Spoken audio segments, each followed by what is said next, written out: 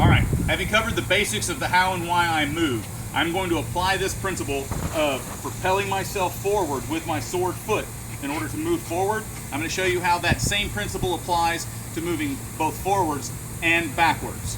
So basic movements. As I advance, as I've said in my earlier video, this becomes the motion. I can do it without the big hip toss if I just want to go forward. I just move this. Get in close here on my feet and watch this. So as I go forward, there's not a lot of motion. All right, back out. So as I go forward, I have two options.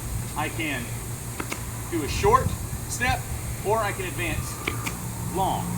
Now, going in reverse, I can do the same thing. I can make a short reverse or even a faux reverse. So I'm not really leaving, I just look like I'm leaving.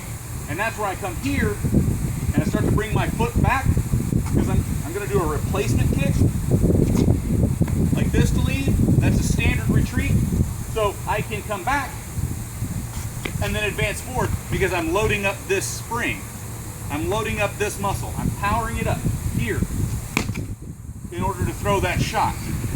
To go in reverse, whereas going forward is falling forward in a controlled manner, going in reverse is almost like sitting down slightly or bringing your upper body in line so that you're taking the weight off of that front foot.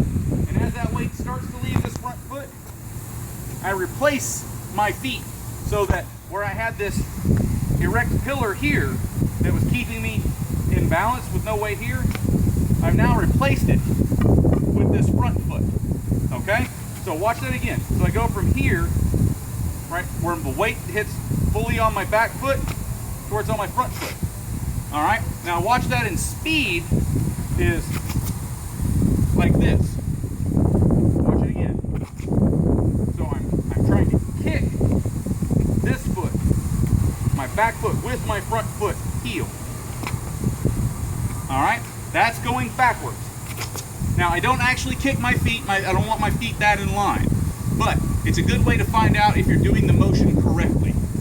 Now I fight with a fairly broad stance. The way I tend to find the width of my stance is to stand still, jump, and that is about the width that I want. I will go slightly narrower than that jump usually by bringing this foot forward. Watch my feet. Slight angle here, mostly straight here, pointed at my opponent.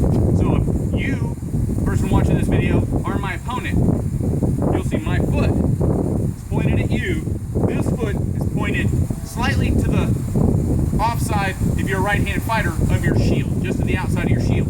Now, if I want to gain advantage on you, I will advance till my foot is slightly on the outside of where your foot would be here. That gives me an advantage on an offside head. I don't want to take a huge step for my style because I don't do a lot of leaning or anything like that. Everything I do is fairly straightforward. Boom, offside head, slot shot, leg shot, whatever it is. I don't do a lot of big leans. You can't, not that I don't do it, I just try not to. Leaves me in a vulnerable position, so I try not to do it. So, advancing and then retreating. Advance, retreat.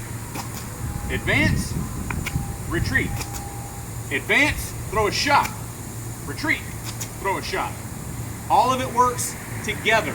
I can move in any direction, forward or backward. Again, watch. Forward, shot. Reverse, shot. Forward, shot. Reverse, shot. Now, that was a big shot going backwards that time. Watch my hip. But you see that?